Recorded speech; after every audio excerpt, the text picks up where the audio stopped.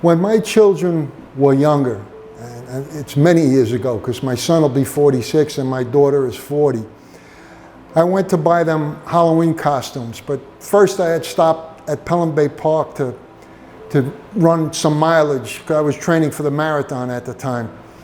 I finished the run. I was going to the store to buy them their Halloween costumes, and I was stopped at a red light. And while I was stopped there, I heard off to my right someone yelling, "Help, help." And I looked over, and I saw this young lady. She was bare from her waist up. She was holding herself. She had no shoes and socks on. Her feet were bleeding, and her face was actually punched in. So I looked, and I said, well, is this for real? Could this be a setup? But I stopped.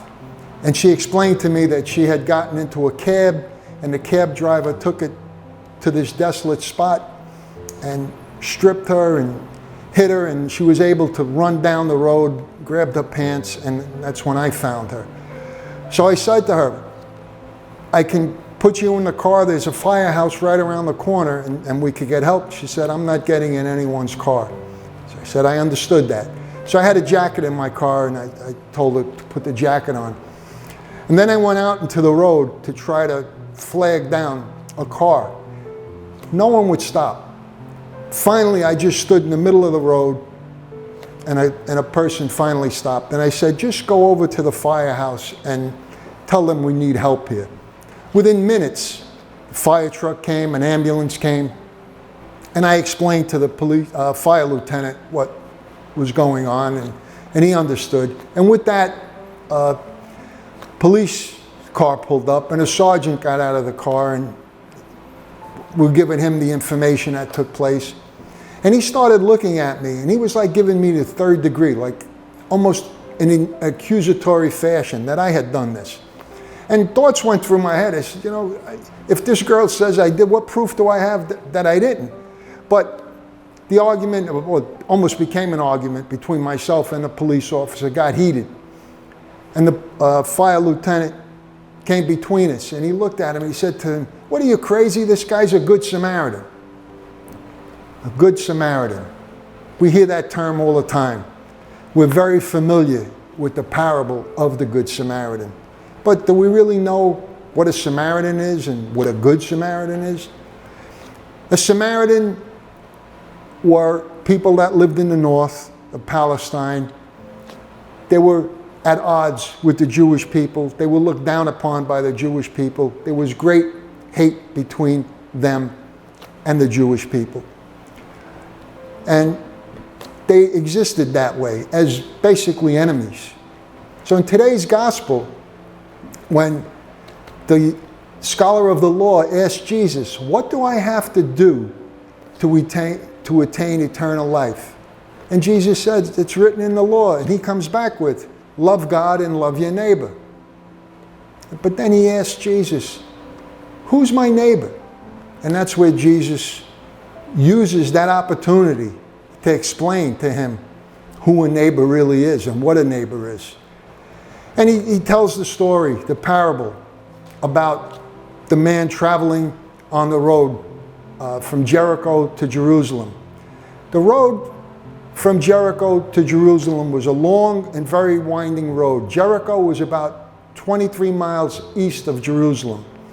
And it was about 3,000 feet below the point of the road from Jerusalem. And here we find a man traveling. He gets attacked by robbers, beaten, and left to the side of the road, similar to the way that the girl that I encountered was. And what happens next? A priest comes along. A priest was from the tribe of Aaron, and they did liturgical services and worship at the temple. And every 2 weeks, well, not every 2 weeks, 2 weeks out of the year, it was their duty to travel to Jerusalem to fulfill the liturgical duties. And they're upholders of the law. That's what they noted. They were revered amongst the Jewish people. And here we have a priest. And Jesus is very, very specific. He says he's traveling down, which means he's going from Jerusalem to Jericho. He's traveling down the road, not that he's going to Jerusalem.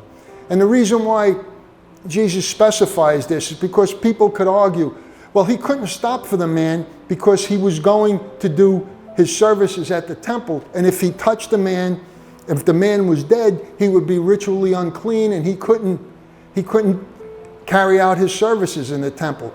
But here, Jesus is specific. He's going down the road, away from Jerusalem, which means he put in his 2 weeks' time of doing the worship and the liturgy. Now he's heading home.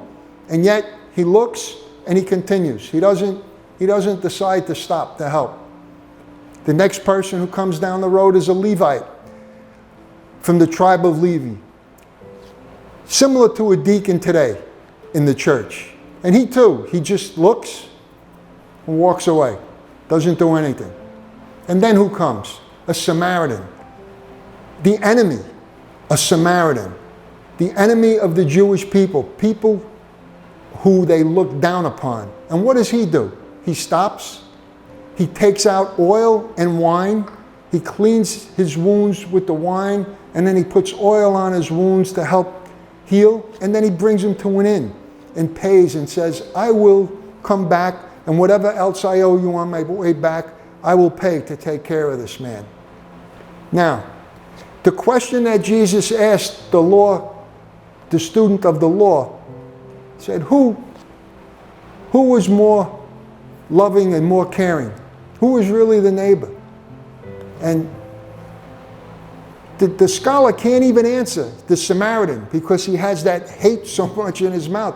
He says the one that took care of him. He won't even refer to him as a Samaritan because he doesn't get it.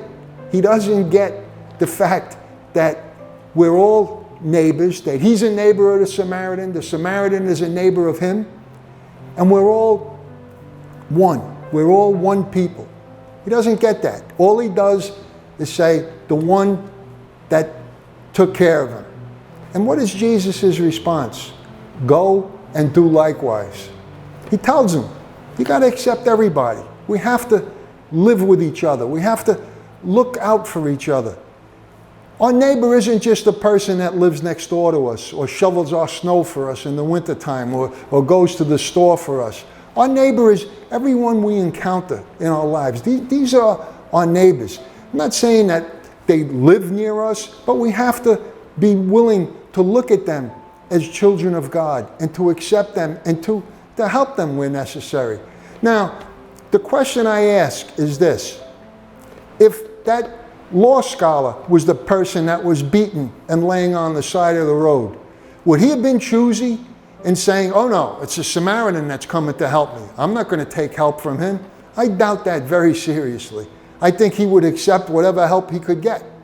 And basically, that's what Jesus is telling him. Do what I say for you to do. Help each other. It doesn't matter who you are or what you are. And I'm going to leave you with these words. When I went home and I explained to my wife what happened, because I was late for supper, of course, she said to me, why did you stop and help her? And I looked at her and I said, because she needed help. I said, what if that was you? Wouldn't you want somebody to stop and help? So, the moral of the parable, the moral of Jesus' teaching today is be like the Samaritan. Help and love without seeing color, religion, or any difference that exists. We need to help each other. We need to love each other. May God give you peace.